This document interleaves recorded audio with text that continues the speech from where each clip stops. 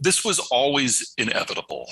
In any world where the United States is no longer banning war and is no longer regulating commerce in the way that we did during the Cold War and the post-Cold War period, the Russians were always going to go out and try to resecure what they see as the gateway invasion access corridors, places like the Polish Plain, the Bessarabian Gap, the Baltic Sea. They were always going to try to do this. What has changed is that the Russians are literally dying out. And the post-Cold War generation that was born through the 1990s was so small that the Russians were losing the capacity to field a regular army. So if they didn't do it now, they would lose the possibility, and they would be then unanchored in this kind of great open flat zone in the middle of Eurasia. And the next time there's a war, they couldn't stop it. So they're hoping to forward position what they've got left in these gaps. And Ukraine, unfortunately, is between them and two of the most important gaps. So it's not just that they're going for Ukraine, they're going for Moldova, they're going for parts of Romania and Poland and all of Estonia and Latvia and Lithuania. It's just a question of timing. But Ukraine is the flavor of the month. I kind of see this war as the last conflict of the Cold War, because as long as the Russians existed, their security was going to drive their decision making. So it's kind of like how the Civil War was the final war of the American Revolution. We're kind of at the end of this section of history now. If you are in Putin's inner circle, you don't dare give him bad news because he will kill you. So there were a lot of assumptions that were made in the Kremlin that just have turned out to not be true. Now, in all due defense to Putin and the Kremlin, everyone in the West was thinking the same way. We never thought that the Europeans would pull together in the way that they did. We never thought that we would get any sort of meaningful international sanctions that included countries like Japan and Korea. We thought that the Ukrainians would crumble. We thought that the war would be over in a month. You know, everyone has gotten it wrong. But from my point of view, the single biggest flaw is the complete collapse institutionally of the Russian military. They are making mistakes that were worse than what the Iraqis did in 1992 or what they themselves did during the Chechen wars. Just the inability of them to launch any sort of meaningful multi-domain operation in what we thought of as the second most advanced military in the world is just blows your mind and forces the Russians now to do siege mentality tactics where they just obliterate civilian infrastructure because now that's the only way they can win the war. Well, I don't have a good answer for you for how the Europeans came together because no one, even in Europe, anticipated this level of support.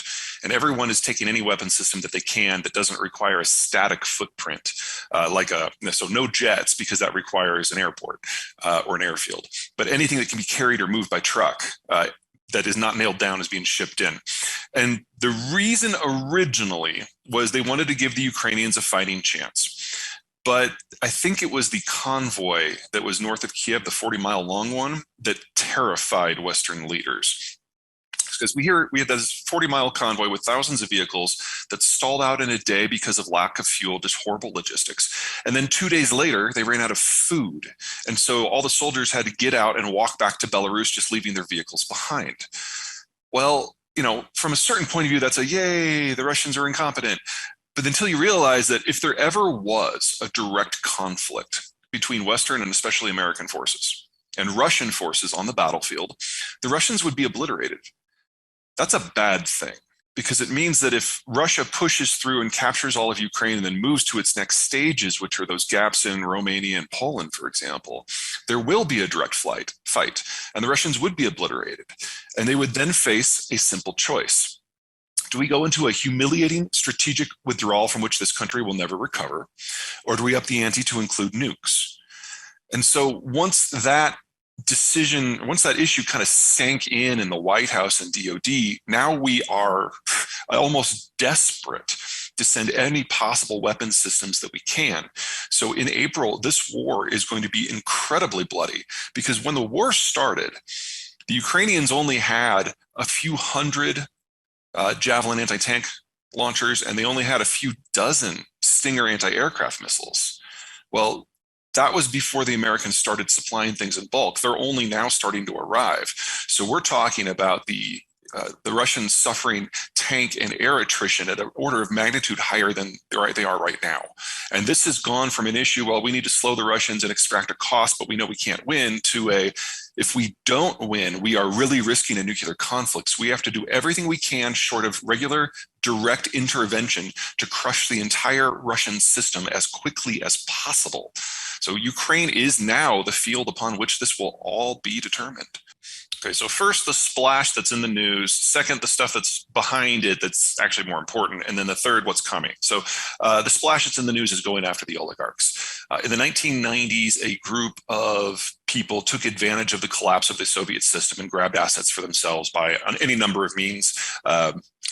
Very little of it was what we would consider illegal, or what the Russian law would consider illegal, because there wasn't a lot of Russian law then, but it was definitely unethical. And they have now become multi-billionaires. This first batch of oligarchs, when Putin came in the year 2000, he brought them to heel. He made them a deal that if they stayed completely out of politics, he would not go after their assets. And so there's been this truce between them for the last 20 years.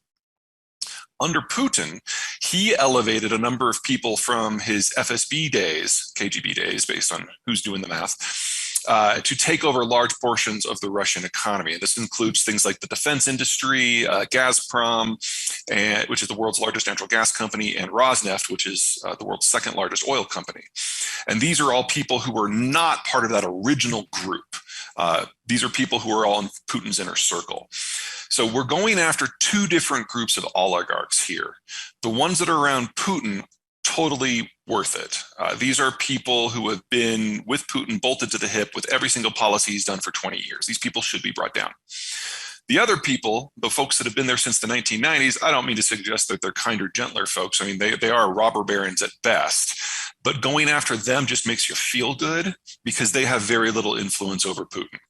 So we're talking here about melon scooping the entire core out of the Russian economy by going after the leadership, but one group is not going to affect the war whatsoever.